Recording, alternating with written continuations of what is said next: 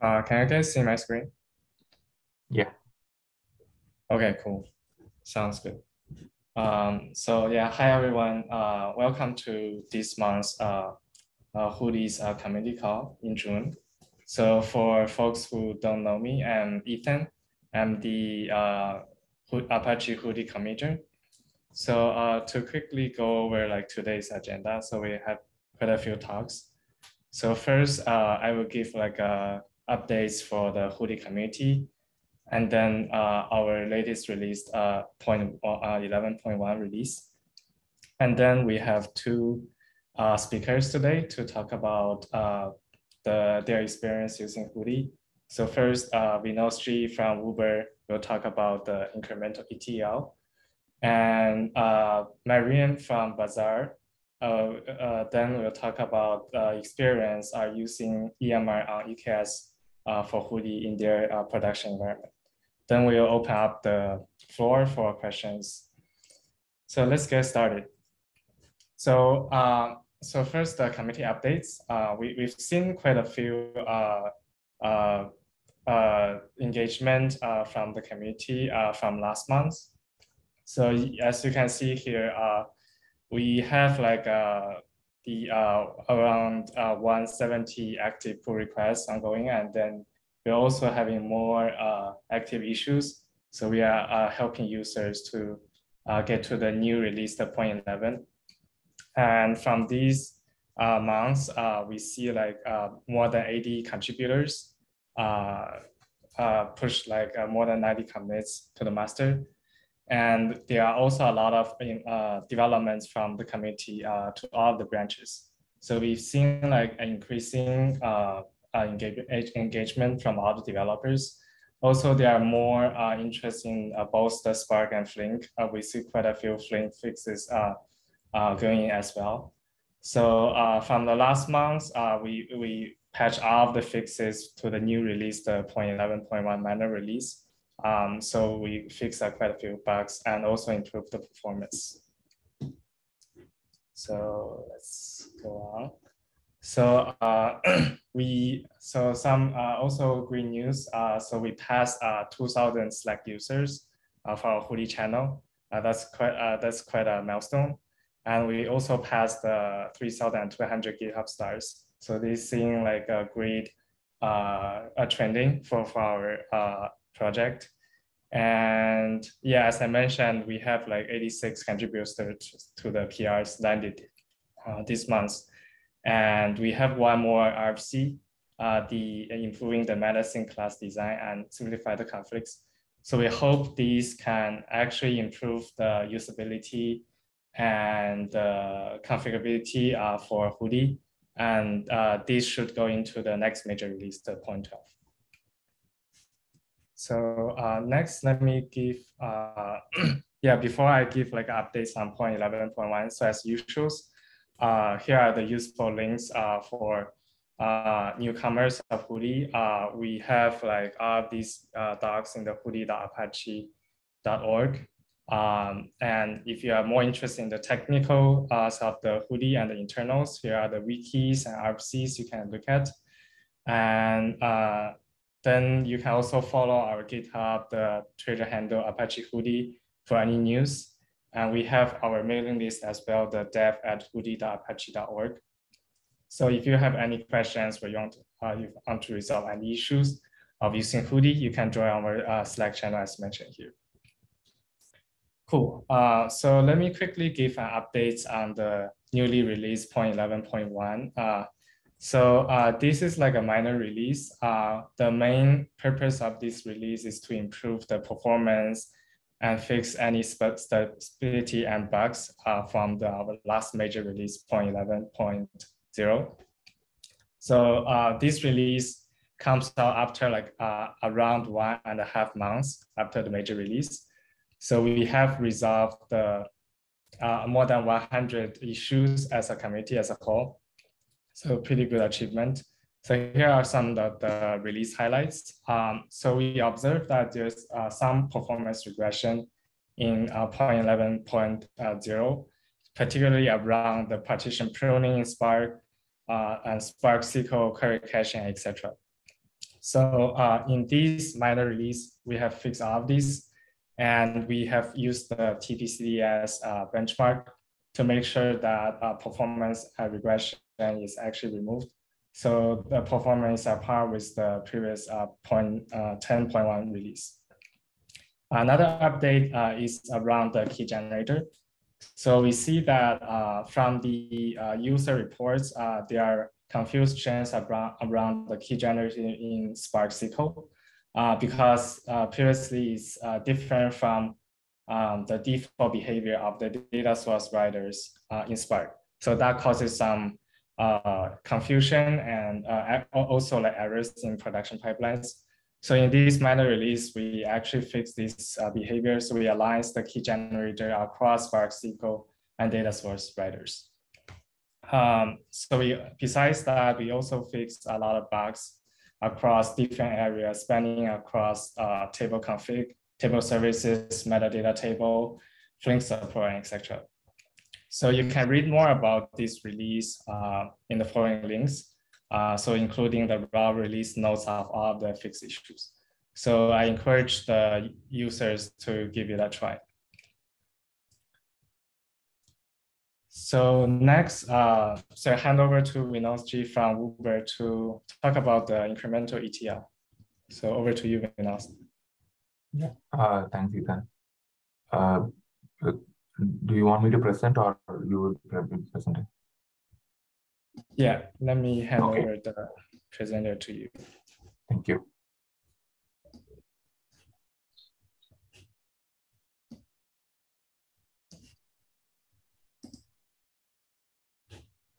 So that should I don't see the handover. Okay, yeah, I can present now. Yeah, thank you. Okay, cool. Sounds good. Yeah, go ahead.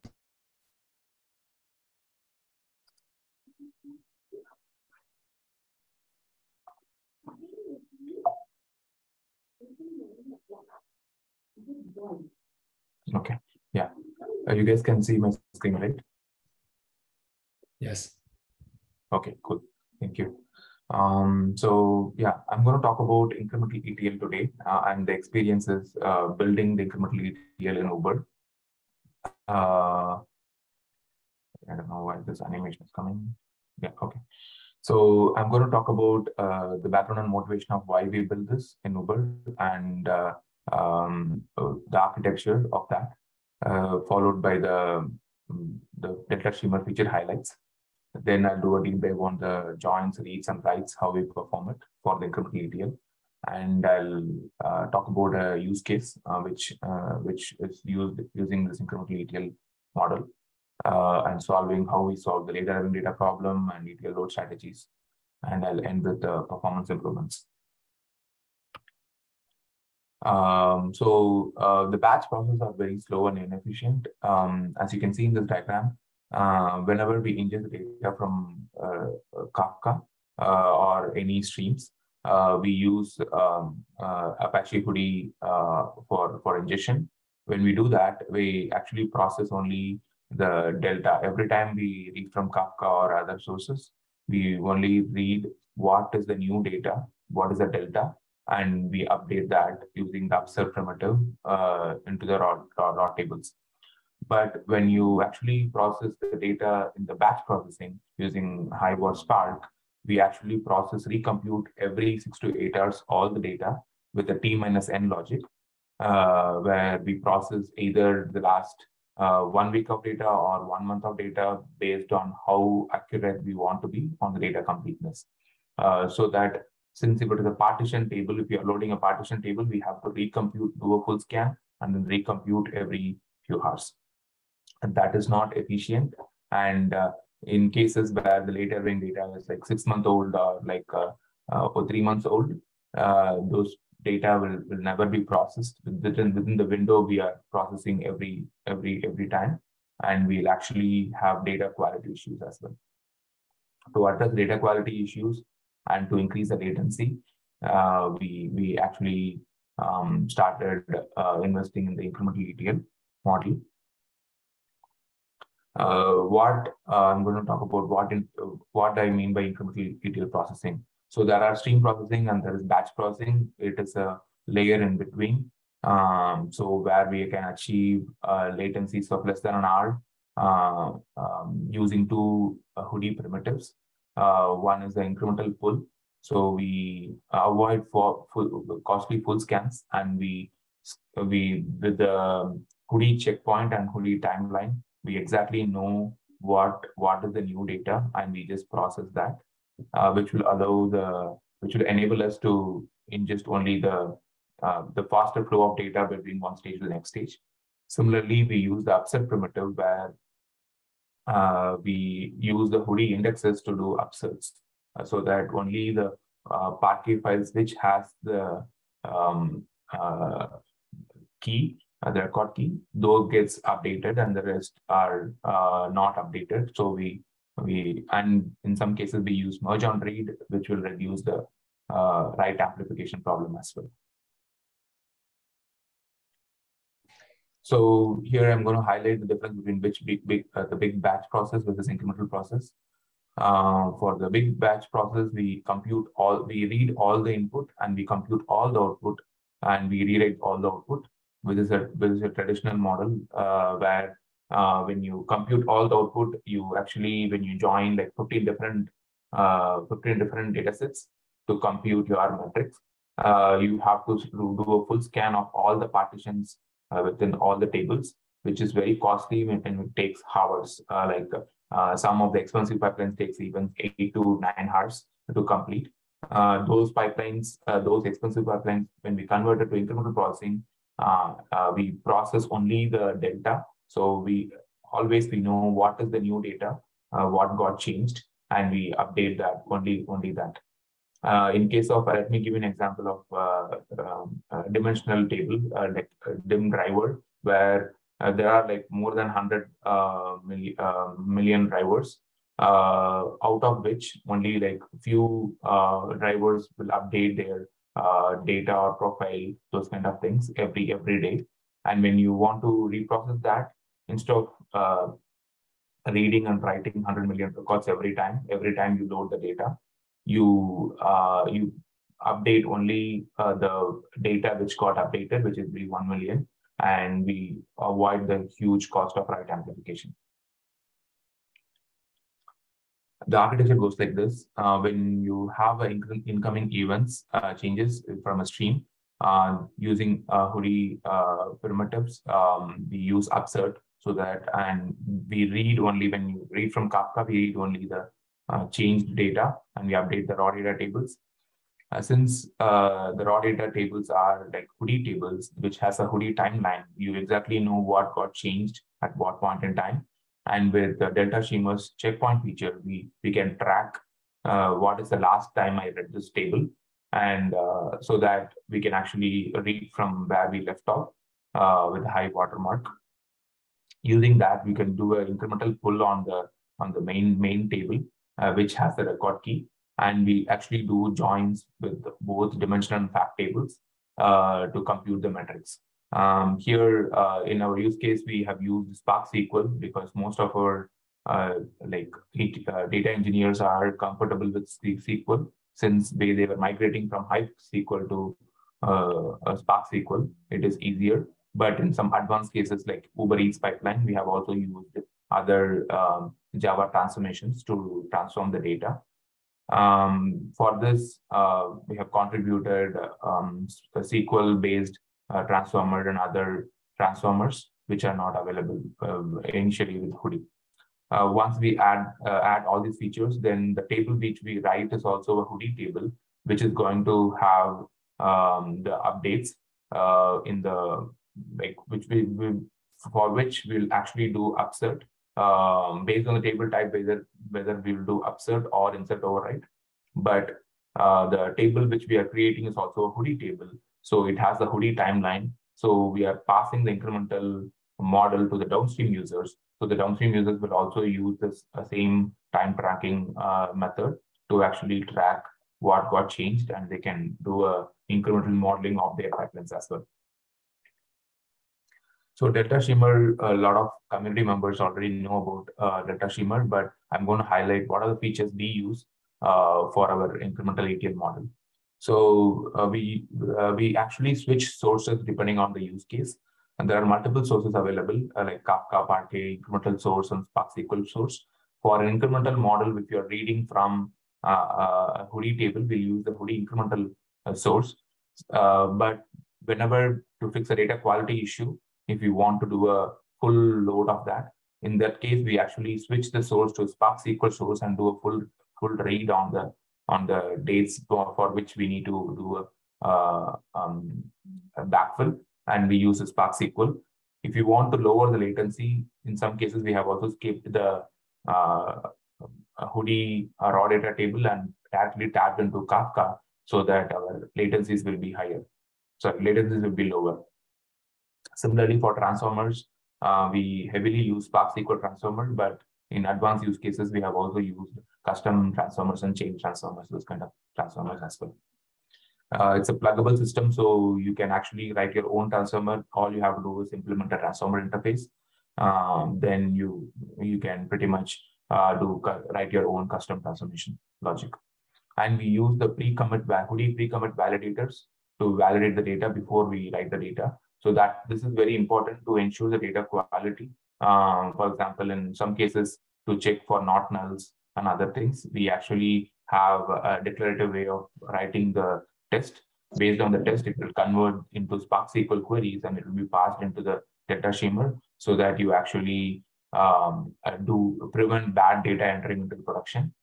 And for running both parallel like ingestion job as well as the backfill job, we use concurrency control mechanisms, either using HMS or using Zookeeper locks to prevent race conditions, etc. And we use the Delta Streamer automatic checkpoints for incrementally processing the pipeline. So Delta Streamer tracks which the latest checkpoint which it got processed. Based on that, we actually do incremental ETL. And because we are not doing T minus N logic, and we can go way past in time and read the data, even if there is an update which is coming for a 6-month older partitions, we still able to process the data so that we can actually achieve the 100% completeness on data. And even the freshness based on the cadence which we run the job, we can actually achieve a cadence of less than an hour SLA based on the yarn resources available and how fresh you want to have the data. I'm going to talk about stream joins here. So as you guys already know that like if it is a static table, we can do all kinds of joins. But in case of if one is a stream, if the left is a stream and right is a static, you cannot use full or right outer join. Similarly, the case for left outer join as well. So we use like we carefully avoid all the combinations which we cannot do, and then we switch. We adjust the timeline for doing joins so that if there are updates from non-incremental source which have to be processed for which if there is an incremental source, if there are no updates, then we actually increase the join window so that we can actually process the data which is there in the non-incremental source as well. I'm going to talk about that here. So in case of incremental read on single source, we use the traditional Hudi incremental reader and upset to the target table. This is a straightforward use case where there is no joins involved. So you can actually use a vanilla version of data streamer and use it. It is going to work for you. In case of incremental reads plus join with multiple raw data tables, we actually do an incremental read on the main table and perform left outer join, which is possible because one is stream, one is static on all the raw data tables with T minus 24 incremental pull data. And in Hoover, we also have completeness as monitoring as a service and Nightwatch. Those are two services which will ensure that the raw data tables are like already fresh. Like the SLAs for that is less than 12 hours. So within less than 12 hours, we actually have all the data with all the tables which we are actually joining. So we try to avoid the laters and data problem with completeness and completed monitoring. So for incremental read with joins with multiple derived tables, we actually use the incremental read on the main table and perform left outer join on the derived tables if we are joining with the derived tables, and we will fetch only the affected partition. For example, if the updates are only to last 3 days plus a few days in last month, then we only fetch those partitions and do a join and not read a blanket of all the data. And we do avoid full scans of all the partitions from the start till the end. Similarly, with multiple lookup tables and the combination of raw data and derived, we like mix and match the second and third steps. For backfills, always we use a snapshot read and we do an insert override. This is because for backfill use cases, we already have the data which is landed to that partition. In those cases, we know exactly which partition had data quality issue, and then we just go and use the start date and end date parameters and use a SQL source so that we read only that portion of data and model it. Similarly, for write, for partition table, we use certain mechanisms, and for non-partition table, we use different mechanisms. For partition tables, we use upsert to apply only the incremental updates, and we use insert.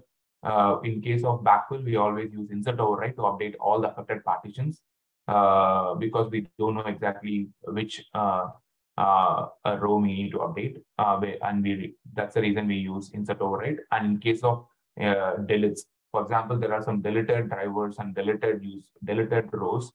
In order to delete that in our derived tables as well, we use insert override. And for one thing which we are still experimenting are if there are non-incremental column updates to update that. Since we are trying to use the Spark SQL model and use the upsert and delete for non-incremental tables as well, non-incremental columns as well. So that is still like it's work in progress. And for non-partition table, we use upsert. Similarly, we use upsert only to apply the incremental updates, and we use insert override to. So in case of to avoid some DQ issues which we have faced in the past, in some cases, if the table is small, we actually do a full outer join on the target table to pull the both incremental and non-incremental columns, and we apply the updates and we do a full insert override into the table as well. So these are the models we have used in the past, which successfully, with that, we actually have 100% data completeness on the tables with all these stream joins. Next, I'm going to talk about one of the use case, which actually was perfect for this kind of incremental ETL model. For example, this is a earnings driver earnings data set, which these are aggregated data sets, and it is answering a question: how much did you earn as part of doing a certain activity on a day? For example, here for Monday, a person finished a trip and he earned $10. For the same trip, he actually got a tip of $1. Which needs to be attributed to Monday and not to the Tuesday earnings, because the trip happened on Monday. In this case, when you have this tip as an update coming from a different source, we need to attribute that to the correct date partition. And how frequent all these kind of updates are coming. For example, when you actually process the data for May 10th, even there are updates which are coming, which is 6 months older. Even for December, there are few updates are coming. So in those cases, if you do a T-N logic, we will update only the last 2 days or last few days worth of data, and you lose all these updates. In order to capture all these updates and still update it, like we use incremental read, and we know exactly which date those partitions were affected, and we update only those partitions. Here, I'm going to talk about the volume of data. Since even before using incremental processing, we actually tried full load for the last 91 days, so that most of the 99% of the updates will be updated within the last 91 days. Even that, the pipeline was taking too much time and failing, because the volume of data kept on increasing in peak times. And these are the volumes of data we were processing for weekly aggregate, daily aggregate, and hourly aggregate, and minutely aggregate tables. And this is too big for full load. That's the reason we actually limited to 91 days, and we did not go beyond that. Even with that, there were a lot of performance issues. So let's talk about what are the different load strategies available. For example, here the blue dots are the actual trip updates, and the yellow dots are like incentives which we have received. For example, if you do a full load, it's very easy to implement. You just need to do like normal joins and the batch joins, which is expensive and slow, and updates to old data. For example, there are updates beyond this 91 days. These are actually getting lost in the data set. In case of incremental load with Hudi, even if there are any updates which are older than the actual processing window, these are also getting processed. And it's still easy to implement if you just follow the guide on what joins you can use and what joins you cannot use when you are actually working with an incremental source. And this is still efficient. It is not real time, but close enough, which is perfect for our use case. That's the reason we chose this. In some cases, we can actually use streaming with Flink, but we have to call services and join multiple streams. If, for example, later to fetch the data having data, which was like too expensive for our use case. That's the reason we did not proceed with that. As a result, we have achieved 100% data accuracy and no updates are lost even for a year-old trips. And our efficiency got improved from 4 to 5 hours per run to 45 minutes, consistent 45 minutes for each run. And it could be further improved with optimizations. We are still using Spark 2.x. When we use Spark 3.x and some of the indexes from Hudi, we can actually reduce that as well. And the freshness of the data, we reduced from 31 hours to within few hours.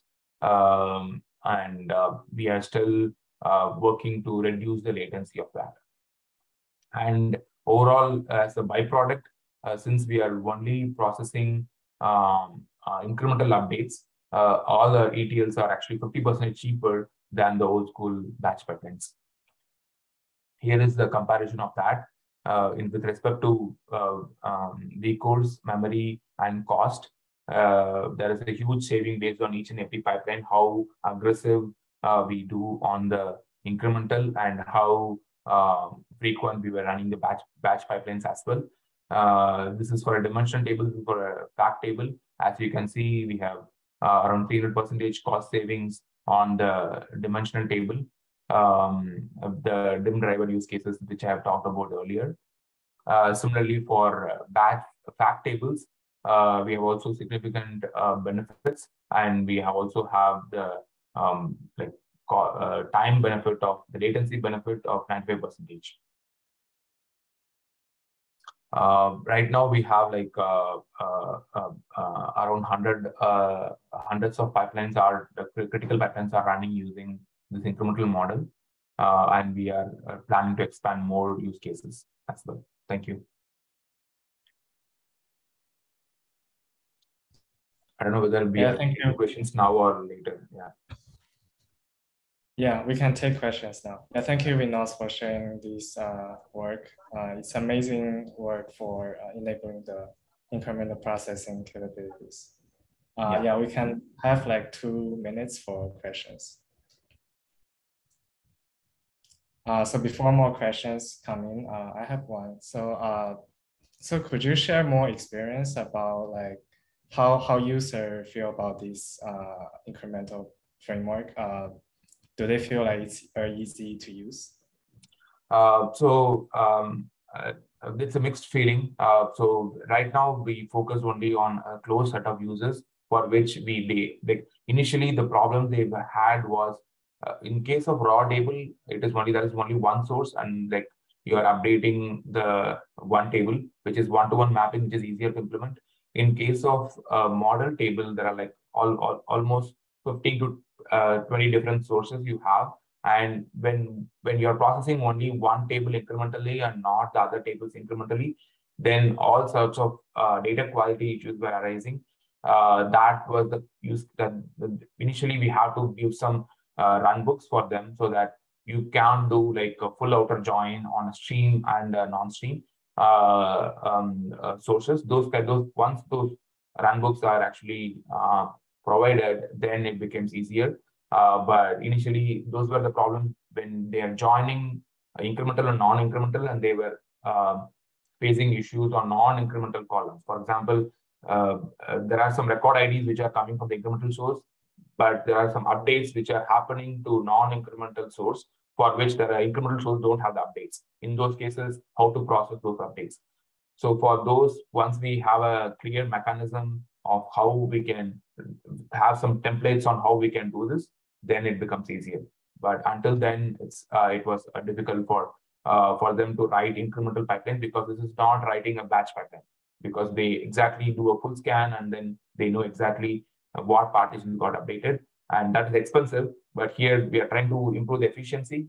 When you improve the efficiency, you have to be careful on like what joins you use. Yeah, that makes sense. Yeah, thank you. Yeah. I think Gatsby has one question. So he's asking, so this incremental ETL is possible only if the metadata exists in Parquet. Is that right? So the incremental ETL possible only in Parquet. Yes. The incremental ETL is possible because of the metadata we have. Actually the Hudi timeline enables this. So when we exactly know what you processed and what you did not process. For example, in traditional batch processing, you can't know that like there is the update which happened for a year-old partition. Here you know that there is an update. That information is key. The information which is key is like we know exactly what partitions got updated in each commit, each run, so that you know that you need to update those partitions. If without Hudi's metadata, you can't do that. Similarly, there are like other technologies which offers that, but we have tried using only Hudi. So yeah. Sounds good. All right, so we'll have more time at the end for more questions. So now let's, thank you, Vinos, again. So now let's switch to the second talk. So over to you, Marine, to talk about the experience of using Hudi on EMR with EKS.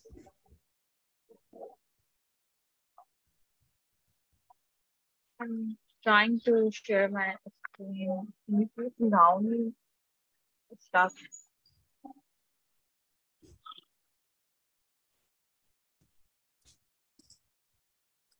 See, yeah.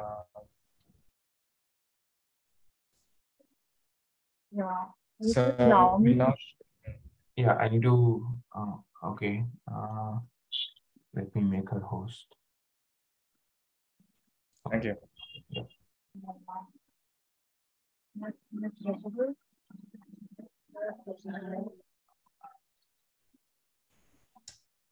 Yeah, I can see us. Hello everyone. Hi everyone, this is Sarita Megan Training. I am working as a leading data engineer at Bajaj Technology. So Apache Hudi EMR on EKS. So in this presentation, we're going to talk about how you can move your existing infrastructure to EMR and EKS and run your pipeline efficiently. So we have agenda, background, use cases, motivation, performance, and obviously the most important thing is the Bazaar success story with Apache Hudi. So I think for the start with the background, So I work in Bazaar. Bazaar is a e-commerce B2B product-based company, which is currently focused on digitalizing the retail industry in Pakistan. So as a local startup in Pakistan, we grew more than anticipated, and with the expansion of the multiple cities, we face a lot of data-related issues with our existing architecture. So we want the real-time data pretty much with every minute with the minimum cost. So here is make your data pipeline robust and cost efficient. So what does this mean? Processing and managing big data means the bigger cost. Platform and big data engineer are always responsible to run and cost optimized solution. We are at Bazaar are processing more than terabytes of data within our, which means we have 300 plus table and more than 500 plus KPI for our day-to-day business analysis. It became a very costly for a startup to bear all of those expenses along with the operation costs. So we were at the stage where we have to make our data where we have to make a few changes with our infrastructure to make it at real time. So thanks to Apache Ruby community for their the real time contribution. But for us, the pain point was the EMR. EMI, I would say it's so amazing, but it has enormous disadvantage too at the same time. As you grow very fast, you realize it. So after a brainstorming session and little bit of purpling, we finally came up with a few ideas, and one of them is to use the EMR on ETS. But you can follow the AWS documentation to implement EMR on ETS. It's very easy. But the biggest issue that we face is okay, we will set up the EMR on ETS, but how we can move our existing to the job on EMR and ETS, that was quite challenging at that time because there was no kind of resource on internet. So it's just a theory for us. We want to change, move our data pipeline on EMR and ETS. So, but we have like few use cases and motivation that basically this is one of the most important parts. That's why we make so many effort to adopt the new infrastructure. So the first one is the lesser SLA bridges. Our business model demands to deliver order to merchants on time. Sometimes the operation team suffer because we fail to provide them a data. The reason was there were so many reasons, but the main reason that we found that time was the EMR was the reason was the EMR consistency issue. Job is stuck on a queue, we face SLA breaches. With EMR or ETS now, there is no maximum concurrency issue, so that makes their life easy and they're very satisfied with the real-time data. The second one is a minimize compute cost as in a startup or also it's a growing startup, but we have to be very careful about the money where we are spending. So we were constantly looking for a way to reduce the ownership cost of our platform. And now we are trying to use efficient ARM instance along with our some optimization to our Kubernetes cluster, which was obviously not possible on EMR cluster. That's why we, in order to save the cost, we were trying to move to EMR on ETS. And the third one is the user metrics on app. So in our platform, we have actually the space to introduce the data as a service, but for that we require a real-time data on our bucket because the idea is to for the user matrix on app. The basic idea is that is to show the some matrix on the app, like for if we talk about from a delivery boy or agent expect point of view. So we want to show them their live tracking, their rating, their monthly and or current GMV, etc. So that was the one issue. That was the one motivation I would say is to introduce data as a service, or that we need a real-time data. And the last one is it's a real-time data for vendors. So this I would say this was a very important motivation for us because like our vendor, by vendor I mean like a Coca-Cola and Mizan and some cooking oil, etc. They want live data without they want basically a data without having lag on their portal. So like for the dashboarding purpose, this ultimately adds so much value into our business because with this a portal, it is easy for the business stakeholder to pick which product we should buy more and which product is actually selling in a particular area. So companies like the Coca-Cola and Mizan, etc., we are providing them a dashboard from where they can see which area which product is basically selling more in which area. So we are providing them a dashboarding of the product sales um, per area per day. So this was a kind of the big achievement for them also and for us, and that was the motivation to introduce the real time cases. So we have also our performance comparison. As I always say, the main issue that we were facing, it's like a cost, also the cost, because in the startup we have to take care about like a costing, etc. On EMI, it seemed quite impossible for us to run the real time, the continuous job, because if you want to run the continuous job, you must have like so many cluster, because the maximum concurrency on EMR is 200. So even though if you are running like a 50 table on a parallel, but it's a very costly thing. So we were looking for something to which we can reduce our platform cost. So the one option was obviously we have to run. We cannot leave the Apache Hudi. We want something where we can run our Hudi job. So we were looking for something, and we found the EMR. So with this is what they claim, like that EMR and ETS, we have like 61% lower cost and 68% better performance. And in Bazaar, we like this was a big win for us because our daily cost was drastically down.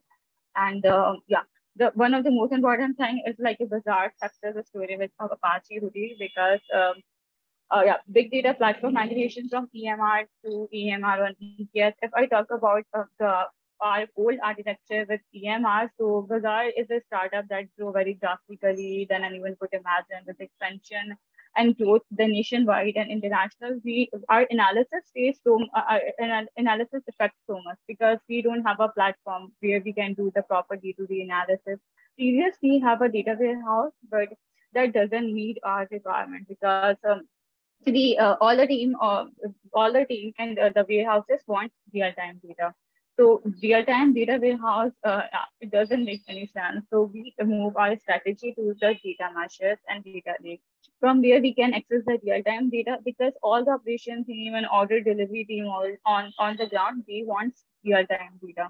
So we need a platform that actually supports real-time, but it's a harder said than done, because before building a platform, we did so much R&D, what we should adopt. Should we go for a Delta? Should we go for some open source project like Hudi? So if I'm being very honest, so we picked Hudi because of the community was very strong and active. So as you guys can see, we have like we have a different data sources, and we were capturing their logs to DMS and dump into a data meshes. From the data meshes, we have the EMR cluster. EMR cluster that is responsible to run the Hudi job to maintain the asset property on data. But sometimes with EMR, we face like a random failure. Sometimes it exceeds the maximum concurrency.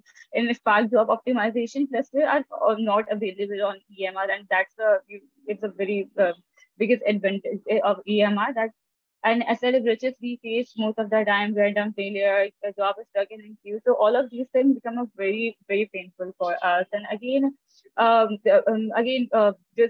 was the only option for us in the starting. So once we compute or run the Hudi job, we place our data again into data lake, on our raw layer from S3, our user access data with the Trino or Hive with some BI tools. This platform looks cool. But it's very bad from the user sentiment, from the user perspective, because you can see that our storage is optimized. Because we well planned, but the compute becomes very painful with the increase and onboarding of the new services. It's become a very hectic for us, and it's the new, if we introduce the new services, if we onboard new service, it means like more SLA bridges. So as I say that our storage was very well planned. So again, this is a detailed overview of the storage. Our system is broken into a different step. The first one is the ingestion layer. The second is processing layer. Then we have like a API layer. This is our product name. So we have a data meshes, etc. So at Bazaar, we adopt the data matches practice for centralized data ownership. Teams in Bazaar can just bring their own bucket object storage with the data impacted Avalo, CSV, JSON, or any format that they want, and just connect into our system in a plug and play fashion. Um, this approach enables central team to focus on evolving and improving our platform. After attaching the bucket, we move our data to our base layer for the governance processing, which we mainly do using the Apache Ruby job. So we have like a four different raw layer, and like in layer, we have unmodified data, which reflect the actual data sources state, and then we have a bronze layer and gold layer. This is the final stage.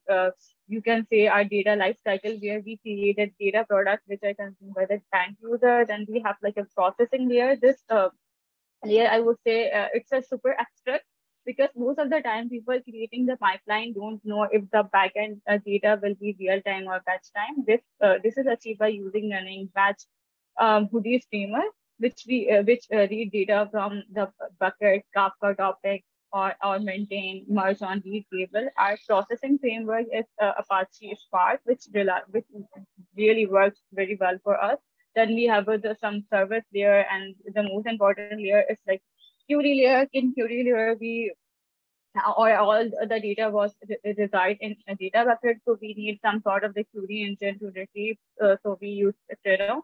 So while looking this time, our storage was very well planned, but the problem that we were facing is just because of the EMR, because the EMR had it's all own disadvantages. So we just found a new thing, EMR and EKS, but obviously the pain point still for us is how to run the EMR job, Hoodie job on it. So you can see here we have again like some data sources.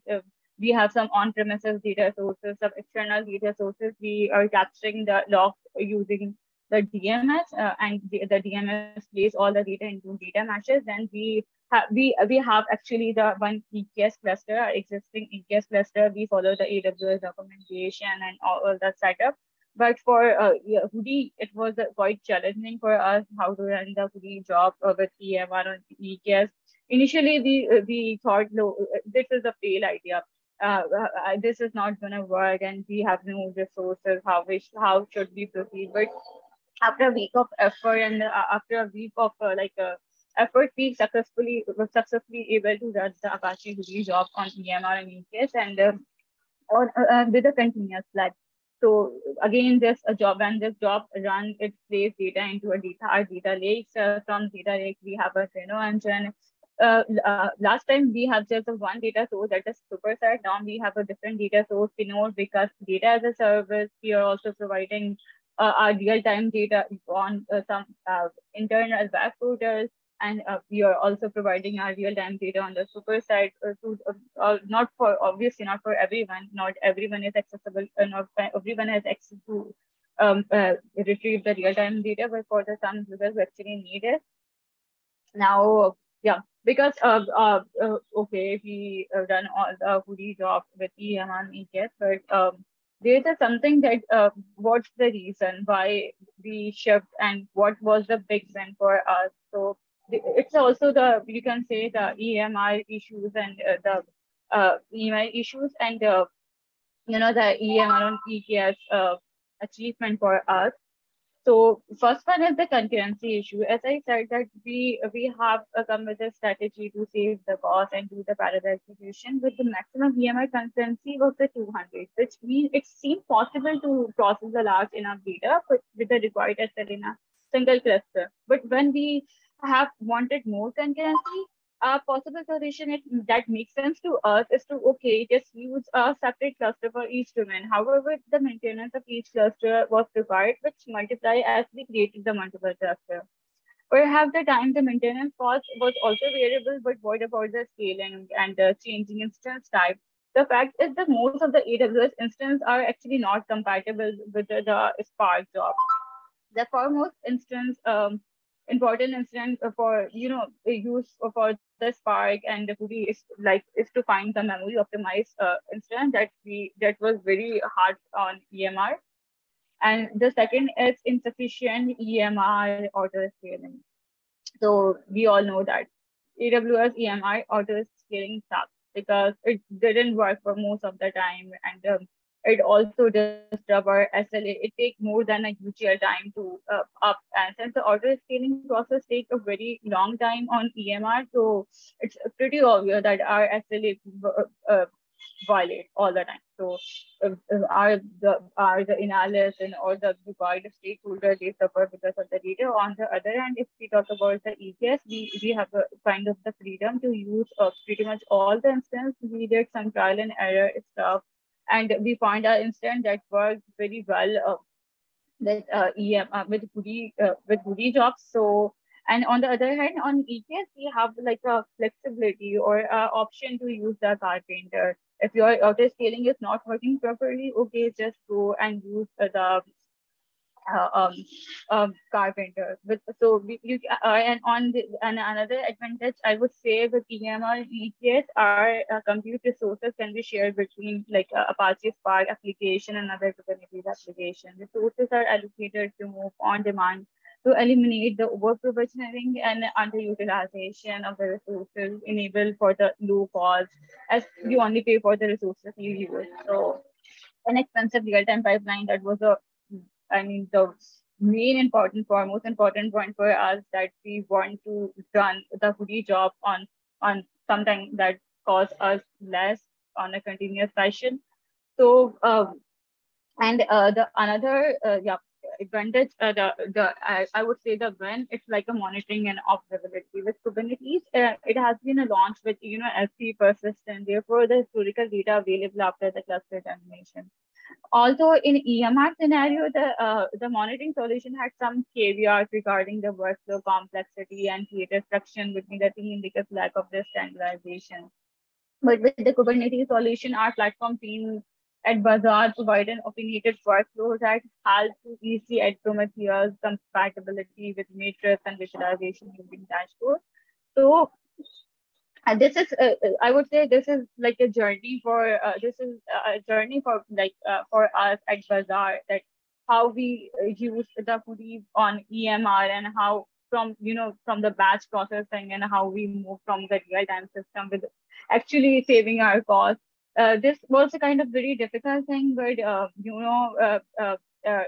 it's worked pretty well for us now. We are saving a lot of the costs and are also fulfilling the requirement and the need of the business.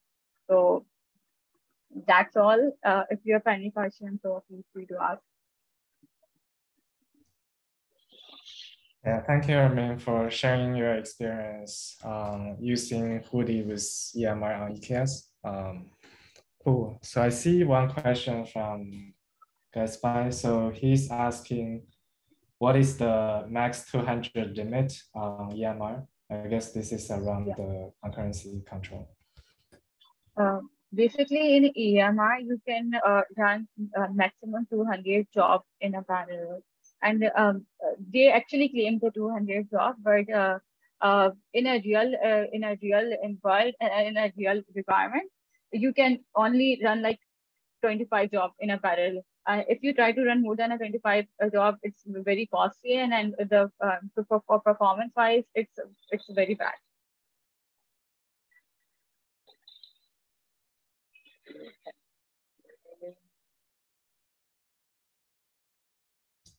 Yes, the monitoring on EMR, I would say it's very hard because we mentioned like S3 bucket. On S3 bucket, they dump all the logs, so we have to download it manually. But with the EKS, we have already a monitoring system at Bazaar using the Prometheus and the Promtail, etc. So it's just a one click, and we are able to access all the logs.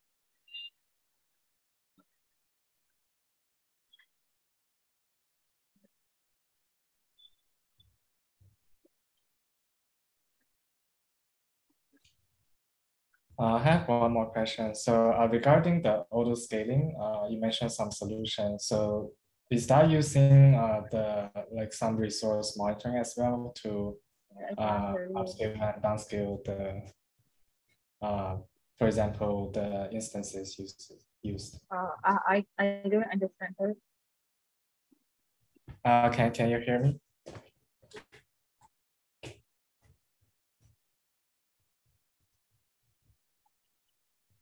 Okay, yeah, I think there are some network issues. So I was asking about the auto scaling. So is it also leveraging like the resource, like monitoring the resource usage like CPU memory, to decide how many instances to use in the EKS?